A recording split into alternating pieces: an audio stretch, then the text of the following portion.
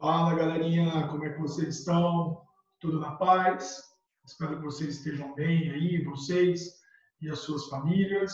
Estamos ainda aí no isolamento, torcendo para que tudo isso passe logo, né? E guardando o nosso bem maior, que é a saúde, não é mesmo?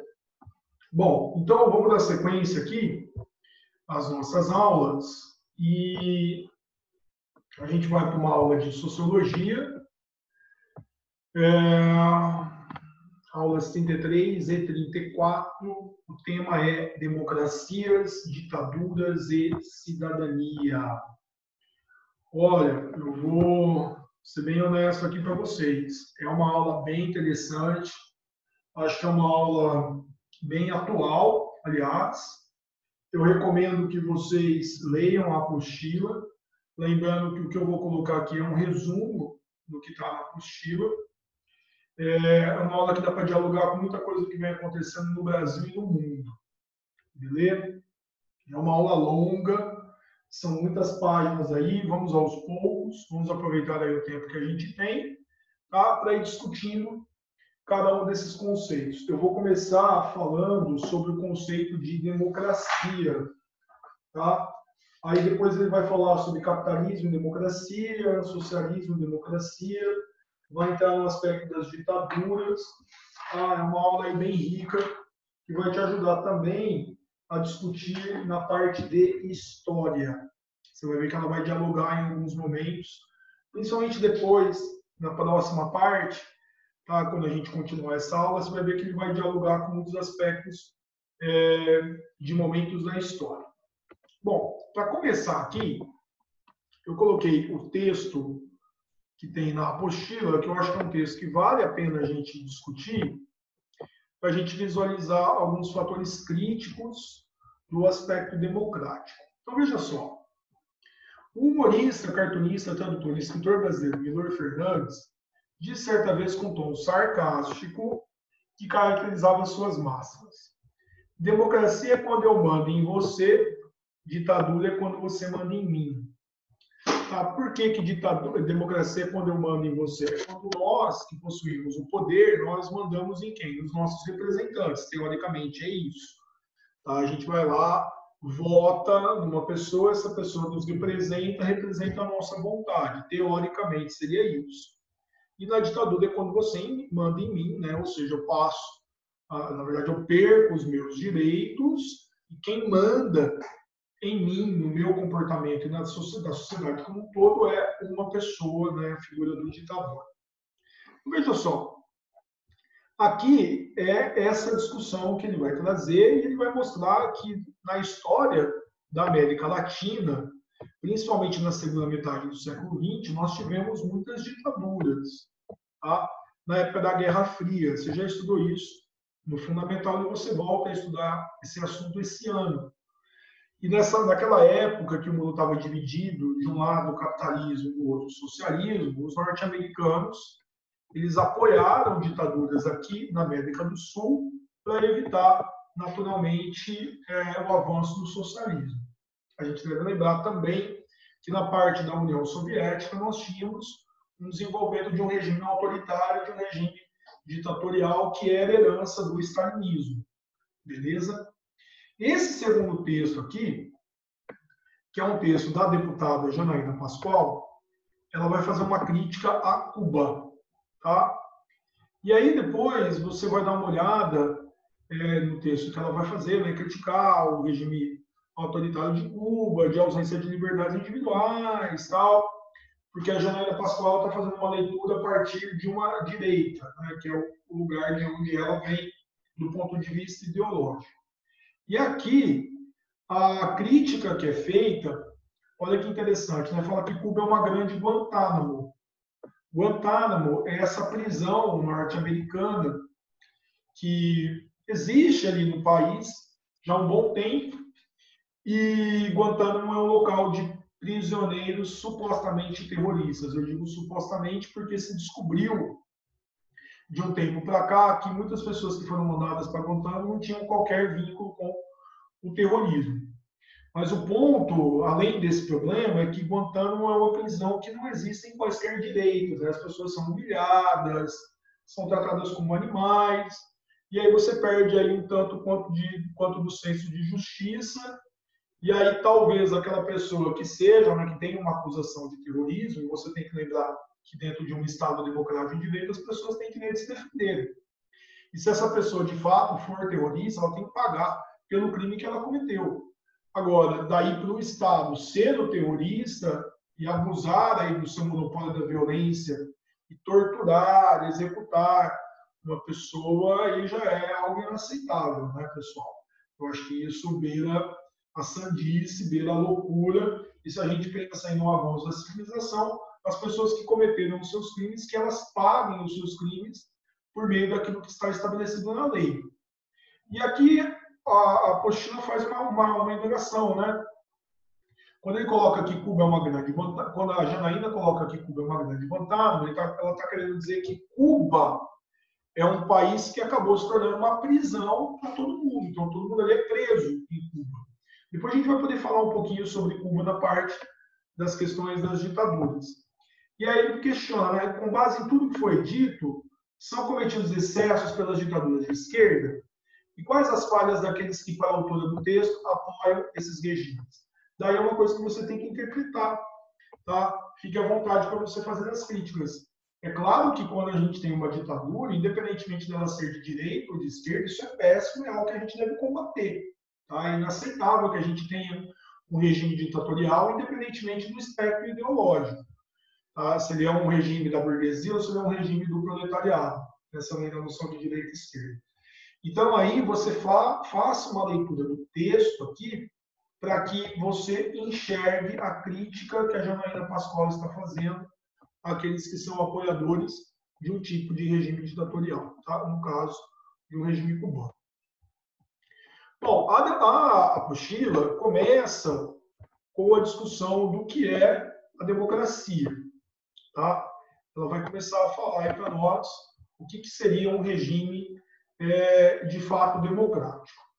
A palavra democracia ela é uma palavra grega. Ela é uma palavra que vem lá da época da Antiguidade Clássica. E se a gente pegar a divisão da palavra, nós temos aí o demo, né, o demos no grego, que é povo, e kratia, que é força ou poder. Vocês que gostam aí de jogar videogame e jogaram o God of War, aquela famosa série de jogos da Sony, né, do PlayStation, tem um personagem que é o que dá nome ali ao que é o protagonista do jogo, que é o Kratos. E Kratos, no grego, significa força, significa poder. Então, todo Kratos exerce uma força, exerce um poder. Se o Kratos é do Demos, então é um governo de quem? Do povo. Se o Kratos é do Tel, então ele vira Tel-Kratos, a força é de Deus. Então, olha como é interessante, como a gente vai entendendo aí a formação das palavras. Se o Kratos é do Thalasso, você deve lembrar aí, Thalassocracia, a força e o poder é do mar, então, das águas. Interessante você perceber como a etimologia, como a formação das palavras nos explica muita coisa de conceitos. A democracia ela surge lá na Grécia Antiga, com um legislador ateniense chamado Clístenes. E o Clístenes, naquele momento, para tentar resolver o problema da cidade de Atenas, que tinha passado por tirania, tinha passado por governos aristocráticos, que o seu antecessor havia criado, né, o Solon, ele decidiu criar um governo em que todos poderiam participar. Tá? A participação era geral, de todos os cidadãos. Você vai ver que vai ter um problema aí, que a gente vai ver à frente. E aí ele vai dividir a cidade em regiões, ele vai dividir a população nos seus demos, para que todos os cidadãos pudessem participar das decisões políticas. Beleza? A gente vai ver com cuidado daqui a pouco, um pouco mais como era naquela época. Então, pegando essa experiência que vai nascer na Grécia, em Atenas, a gente vai começar a dizer que a democracia é o governo do povo, pelo povo e para o povo. Quer dizer que é um governo repleto aí de pessoas representantes populares ou os próprios populares, eleitos pelos populares para os populares. Tá? A gente tem que tomar um certo cuidado, que é o que eu sempre bato na tecla quando eu falo sobre a democracia, que a gente não pode restringir a democracia a isso aqui, ó, que é o direito ao voto. O direito ao voto é essencial, claro que é essencial, só que eu não posso restringir a democracia a isso. A democracia não é somente votar periodicamente. Tá? Insisto, votar periodicamente é essencial. Tá? Talvez vocês vão votar aí pela primeira vez neste ano, nas eleições municipais. Só que, insisto, a gente precisa ir além do voto. Tá bom? Você vai ver o porquê na sequência. Bom, ainda dentro do desenvolvimento dessa democracia, do conceito de democracia, seria interessante que a gente analisasse como que ela foi evoluindo politicamente, como que os gregos eles analisaram, né, esse surgimento da filosofia. Então, por exemplo, os filósofos clássicos daquela época, eles adoravam discutir as formas de governo. Então, por exemplo, Platão, que você estudou no ano passado, ele foi um crítico da democracia. Platão odiava a democracia. E dá para a gente entender, no primeiro momento, por que o Platão detonou a democracia. Porque a democracia matou o Sócrates. E o Sócrates, você deve lembrar, ele era uma grande referência ali, filosófica para o Platão. A democracia, para Platão, é um governo de manipulação das massas. Seria o governo dos sofistas, que eram aquelas pessoas que falavam bem em público, tá? Eram os grandes políticos, os grandes oradores daquela época. E na visão do Platão, quando eu crio um governo que é democrático, eu estou fazendo uma pessoa que tem o dom da palavra manipular as outras para o seu benefício. Né? Fala-se muito, quando nós temos essa definição, em demagogia. Né? O demagogo é aquele que manipula a massa. Aí o Platão vai dizer assim, olha, a democracia é a mais infeliz maneira de governar. Tá? A pior maneira de governar para Platão é a democracia. Pô, Vlad, mas e aí? Se o Platão era um crítico da democracia, o que ele defendia? Né? O que o Platão queria dentro dessa discussão? Bom, gente, o Platão ele vai defender uma outra forma de governar, você deve ter estudado no ano passado, que era a sofocracia, que era o governo dos filósofos. O Platão acreditava no governo que era, né, um governo aristocrático, que era exercido pelos melhores, que eram os sujeitos racionais. E essas pessoas, na visão do Platão, deveriam ser os filósofos. Tá, mas aí o Aristóteles, que foi aluno do Platão, estudou lá na Academia de Atenas, o Aristóteles ele tinha uma posição que era um pouco diferente do Platão. Ele vai, em um aspecto, fazer uma crítica à democracia, mas em outro ele vai fazer um elogio. Para entender a visão do Aristóteles, a gente tem que dar uma olhada aqui, ó, nessa definição das formas de governo. Beleza? O que é essa definição das formas de governo? O Aristóteles ele vai fazer um critério quantitativo e um critério qualitativo. Quer dizer que quantas pessoas governam e qual a qualidade dessas pessoas. É isso que o Aristóteles está pensando. Tá bom? Então, por exemplo, a democracia, a monarquia é o governo de uma só pessoa, né? Mono, um. A aristocracia é o governo dos poucos. A democracia, politeia, é o governo de todos, governo aí constitucional, tá bom? Então veja, né? Aqui é a quantidade.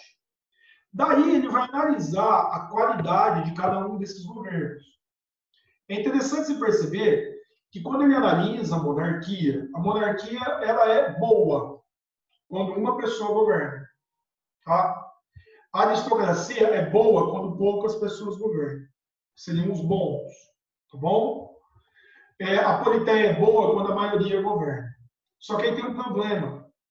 Fazendo uma análise do desenvolvimento histórico dessas formas de governo em Atenas, o Aristóteles vai chegar a uma conclusão que é importante, que é qual? A monarquia, ela tem uma forma corrupta de governo, tá? Quer dizer que a qualidade da monarquia, ela se degenera quando ela se torna uma tirania, que é quando uma pessoa toma o poder para ela e ela governa acima da lei. Aí isso é péssimo, isso é uma degeneração, tá? Quando acontece uma aristocracia, ela pode se degenerar, ela pode se corromper, se tornando uma oligarquia. A aristocracia, ela é positiva quando os bons estão no poder. Só que esses bons, quando eles restringem a somente eles, não aceitam ouvir qualquer tipo de outra forma, de outro conselho, e restringem o governo somente a eles, se torna oligárquico, que é ruim. Tá? E no caso da democracia, a forma degenerada dela é a demagogia. A demagogia é quando há manipulação das massas que eu citei. Quando as massas são manipuladas, aí é a pior situação. Quer dizer que a maioria deixa de governar e uma pessoa manipula essa maioria para o seu próprio interesse. Então, seria um grupo de políticos que está no poder ali, representando teoricamente o povo, mas que manipula o povo para o seu bem, para o seu bel prazer, para o seu próprio interesse. Então, ele governa para ele, ao invés de governar para o povo. Tá? Aí o Aristóteles vai dizer o seguinte, olha que engraçado. A democracia, ela é a pior das formas boas. Então, você está analisando aqui as boas, monarquia, aristocracia e democracia. Então, aqui a democracia ela é a pior. Tá? Só que ela é a melhor das formas más de governo. Então, se a gente compara a tirania, a oligarquia e a demagogia, a melhor é a democracia demagógica. Quer dizer, né, a menos pior, digamos assim, porque todas elas foram degeneradas. Legal? Então, aí, o que vai acontecer? Começa ali na Grécia, né, a ideia de democracia, é um termo grego, e aí a gente vai para a história romana e depois medieval, para a gente ver o que vai acontecer com os regimes democráticos. Seguinte, na época romana, e depois na época medieval, a gente vai ter aí a raiz do que é a democracia como a gente entende hoje, tá? Principalmente vindo ali dos romanos. Tá? Por quê? Porque entendia-se que a ideia de democracia ela está fundamentada na soberania popular. O que quer dizer aí uma soberania popular? O poder que é supremo, o poder que é soberano, ele vem do povo. Tá? E ele vai se tornar representativo. Então aí vem um ponto interessante, né? O povo detém o poder e aí ele passa para alguém representado. Alguém vai representar esse povo aí, tá? E aí vem um ponto interessante, porque vai surgir a figura do príncipe e os inferiores ao príncipe, como vai pensar esse sujeito aqui, que é o Maquiavel, tá? Então, a partir da noção romana, lá que vem lá da República Romana, depois vai entrar na Idade Média, e a gente tem que tomar um certo cuidado.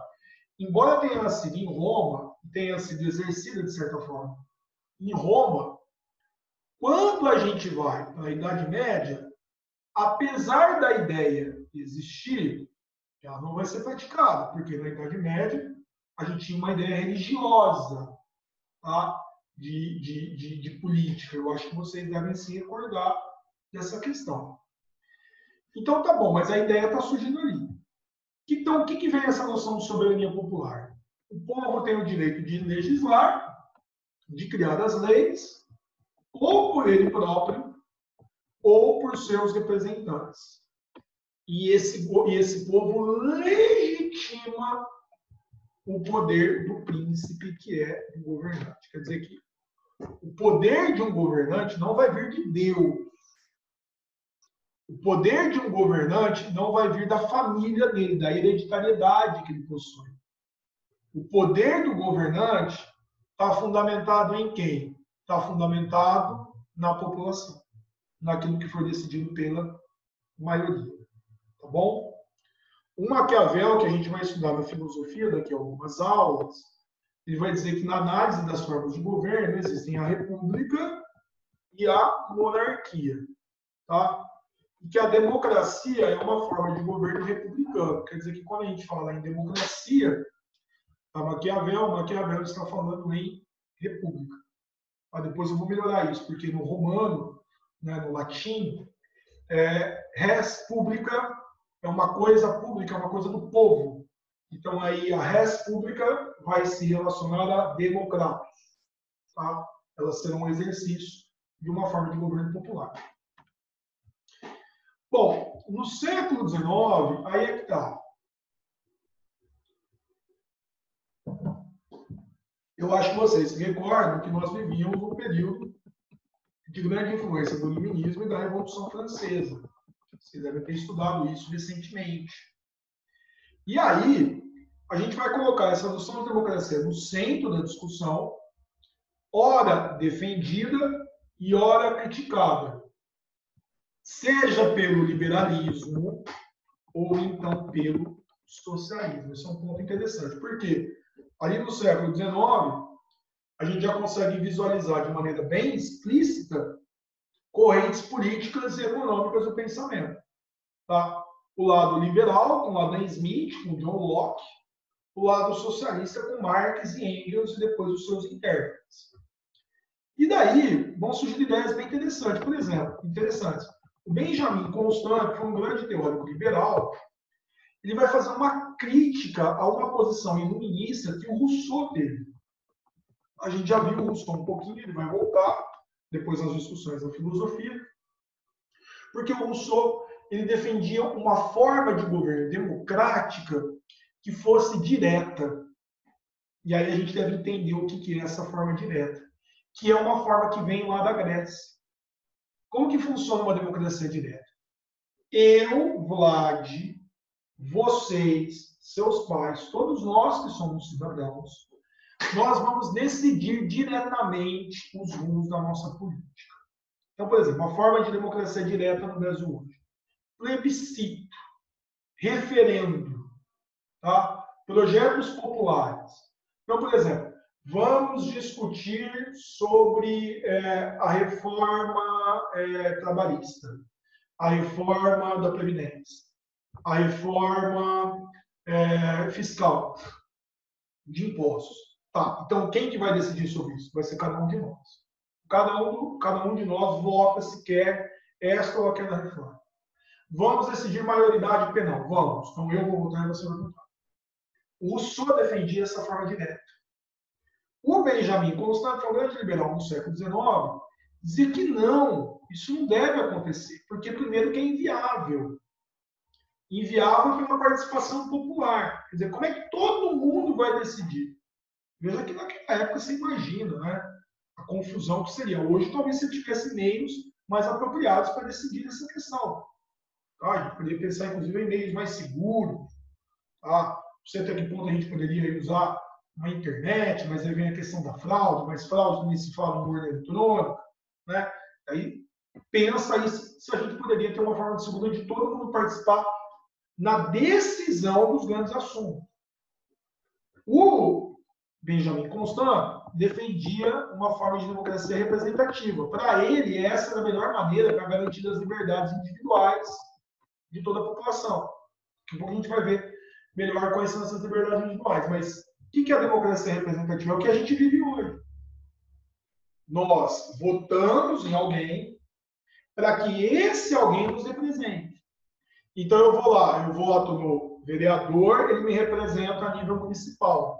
No legislativo municipal. Eu voto no prefeito, ele me representa no executivo municipal. Eu voto no deputado estadual, para me representar na Assembleia Estadual. Eu voto no governador, para me representar no governo, no executivo estadual. Eu voto no presidente, para me representar no governo, no Poder Executivo Federal. Eu voto no deputado federal, para me representar na Assembleia Federal.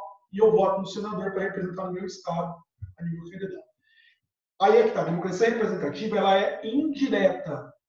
Por que ela é indireta? Porque a gente não decide diretamente, a gente delega o poder para o representante. E ele vai lá e vota por nós.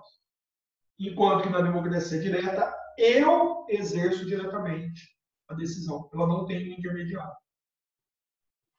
Aí é que está. Qual é a melhor?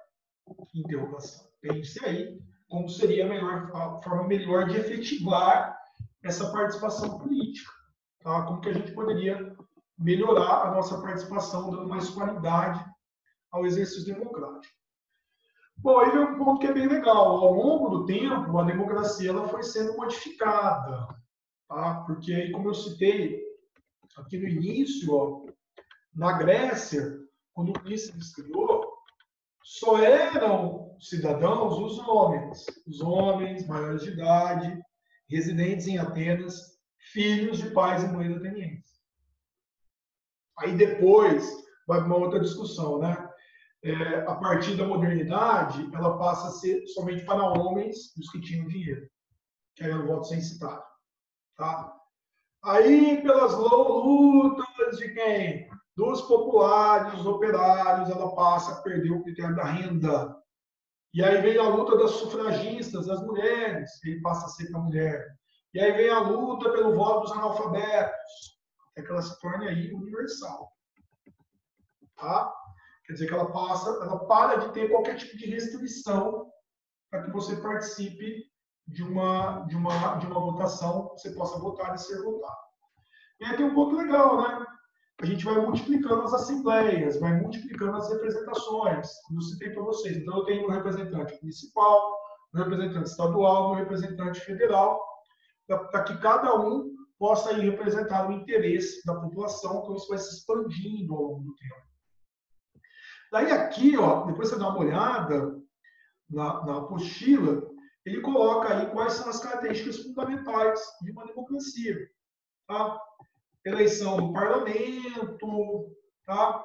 A gente tem aí, ó, eleição para todas as instituições, de executivo e legislativo. Todo mundo pode votar, quem é cidadão, sem ter restrição. O peso do voto é o mesmo, você deve lembrar que a gente discutiu isso já em aula anterior. O voto deve ser livre, tá? Os eleitores devem poder escolher quem eles quiserem. Então, aí tem um ponto interessante, né? Uma representação que seja aí significativa, tenho vários representantes para que eles possam representar o interesse da população. Tá? E aí tem um ponto muito interessante. Ó. Nenhuma decisão tomada pela maioria deve limitar os direitos da minoria. Isso é uma questão muito importante na democracia. Porque a democracia não pode ser entendida como uma ditadura da maioria. Tá? O que isso significa? A maioria venceu? Ótimo. Isso não significa que ela vai lá e vai destruir a minoria. Ela não tem esse direito. A democracia tem que resguardar o direito de todos. Aqueles que governam segundo a vontade da maioria. Mas isso não lhes dá o direito de destruir a minoria e a oposição. Tá?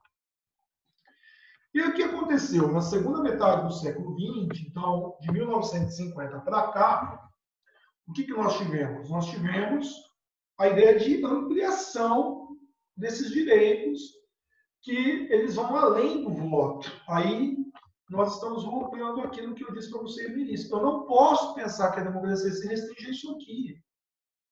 É pouco. A democracia deve ser pensada por o quê, gente? De 1950 para cá, mas principalmente de 1970, do final dos anos 60 para frente, ela tem que ser pensada no seguinte, ó. Ela é uma liberdade de expressão, e aí está a grande discussão dos dias de hoje. Ok, eu tenho liberdade de expressão. Só que então, de expressão e manifestação, vamos pegar essas duas aí. Então eu posso me manifestar do jeito que eu quiser, eu posso falar do que eu quiser. Só que aí vem o problema. Eu posso usar da minha liberdade de expressão para ofender uma pessoa? Para xingar uma pessoa? Para destruir a sua moral, a sua reputação? Interrogação. Eu posso usar da minha liberdade de expressão para defender a violência? Eu posso usar da minha liberdade de expressão para destruir a democracia, para defender uma ditadura, independentemente da visão ideológica?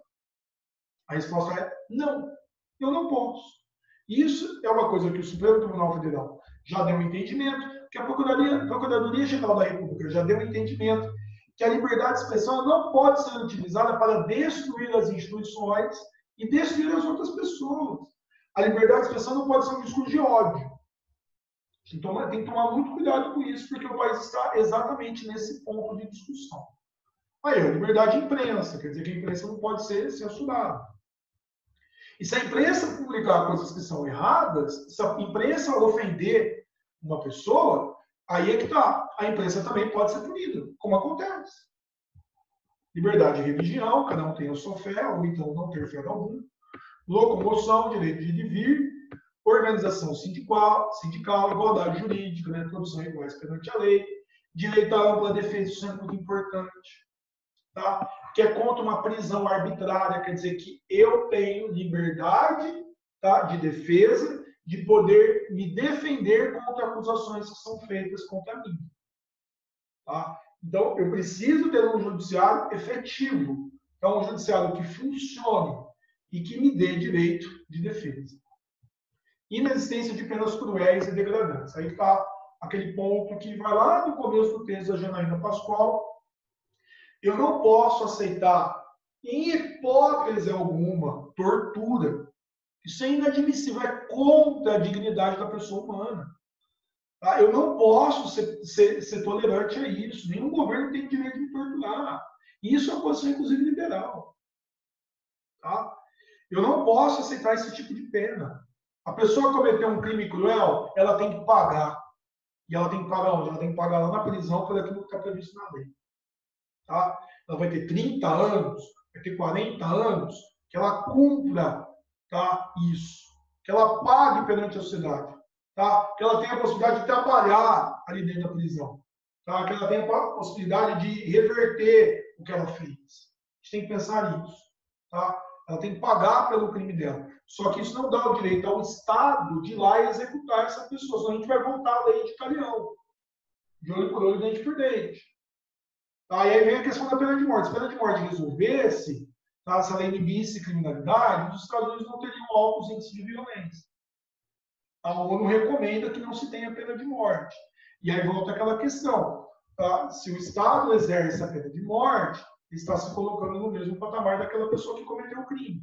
Por exemplo, matou uma pessoa. Tá? Bom, se discute bastante a questão partidária, e aí a gente fala bastante sobre a questão do bipartidarismo ou multipartidarismo, essa é uma questão importante. Tá? Um regime ele é democrático quando ele é multipartidário. Quer dizer que nós temos muitos partidos políticos. Nós já discutimos isso numa aula anterior. Tá? Em que a gente tem uma multipolarização do governo. Quer dizer que o governo ele está representado ali junto a vários partidos políticos, e esses vários partidos políticos também podem tanto ser a favor do governo, quanto ser oposição ao governo. Eu preciso ter essa divisão justamente pelo quê? Pela diversidade de ideias existente dentro de um território. Daí a gente vê o parlamento dividido entre direita e esquerda, que é algo absolutamente comum no mundo. Então, se eu censurar, se eu restringir essa participação, naturalmente eu estou diminuindo o aspecto democrático. Por exemplo, bipartidarismo. A gente viu, na época da ditadura do Brasil, havia bipartidarismo. Na verdade, era um monopartidarismo disfarçado. A gente vai poder falar sobre ditadura depois. Então, quanto mais diverso melhor numa democracia. É claro que eu tenho que tomar cuidado para que não existam os partidos de aluguel, os partidos de fachada que existem, inclusive, aí na cena política brasileira. Um partido está ali só para pegar dinheiro do fundo partidário para realizar aí ações um tanto quanto estranhas. E aí a gente chega à parte final aqui dessa discussão, nessa primeira parte da aula, que é o capitalismo e democracia, que a gente coloca, a gente faz uma definição de que o capitalismo ele foi se apropriando das ideias democráticas ao longo do tempo e ele foi defendendo uma série de conceitos para que a democracia de fato possa se efetivar. E capitalistas, liberais e socialistas colocam essa questão em discussão. Tá? O que seria preciso para que a democracia avançasse? E aí eles falam em 3 conceitos básicos. Ó, recrutamento da classe política, extensão do poder e fonte de poder. Recrutamento da classe política, ó, as eleições têm que ser livres. e não o poder transmitido por via hereditária. Extensão do poder. Eu tenho que ter uma quantidade suficiente de indivíduos que compõem a classe política. Quer dizer, que eu não posso ter 2, 3 representantes. Eu tenho que ter um número suficiente de representantes para que essas pessoas elas possam representar a população como um todo. Fonte de poder, a gente fala em renovação confiável do poder. Tá? Quer dizer que eu tenho que estar sempre alternando esse poder, e esse poder sempre representando quem? A população, por meio de eleições livres e seguindo as regras da Constituição. Tá? Aí aqui a gente coloca nessa charge socialismo, a esquerda, o capitalismo, a direita, uma terceira via. Tá? E essa terceira via a gente pode falar em social-democracia, tá? Governança progressista, tal, uma visão aí meio que de centro, pegando tanto uma parte do capitalismo como uma parte do socialismo. O que a gente vai deixar aqui, já como ligação para a próxima aula, é essa expansão do modelo liberal. A gente vai ver a ideia de democracia para liberais e a ideia de democracia para socialistas. O que a gente pode dizer é que no Brasil, em grande parte do mundo ocidental, pela influência inglesa no século XVIII e XIX e norte-americana no século XX, a gente aí tem aquele entendimento de que o liberalismo democrático representaria os estados avançados. Quer dizer, que todo mundo que progride do ponto de vista político incorpora ideais do liberalismo enquanto modelo político.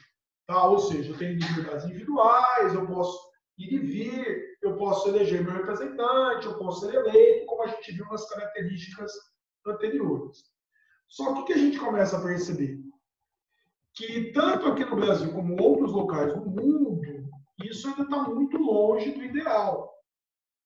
Tá? Por que está muito longe do ideal? Porque a gente percebe que esse desenvolvimento do capitalismo liberal de representatividade ele é muito bom, só que ao mesmo tempo, será que todo mundo tem condições de participar? Será que todo mundo tem condições de ter a efetivação dos direitos perante a isso? Eu me refiro a direitos sociais também, que é saúde, educação, moradia, tá? Emprego. Então a pergunta que se coloca é: será que nós estamos aí caminhando para esse sistema como uma forma de proporcionar uma condição de igualdade para todo mundo? Interrogação. Fique à vontade para você ter a sua resposta.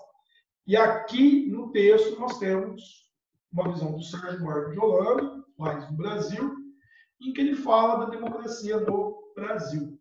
Aí ele faz um apanhado aí histórico, mostrando como que esse capitalismo foi se desenvolvendo no Brasil, dentro de uma democracia que para ele é restrita, porque ele vai dizer que essa democracia ela vai acabar sendo um governo de interesse de quem? Um governo de interesse de uma minoria que sempre esteve no poder no Brasil e não de uma maioria como deveria ser. Tá bom? A gente volta a discutir isso na próxima aula. Eu acho que é um assunto bem interessante para que você, a partir das informações que você vai tendo na aula, você possa criar o seu próprio pensamento sobre a democracia, as formas de governo, a política em geral. Tá bom? Grande beijo para vocês e até a próxima aula. Bom final de semana. Valeu! Tá? Sextou aí para todos e todas.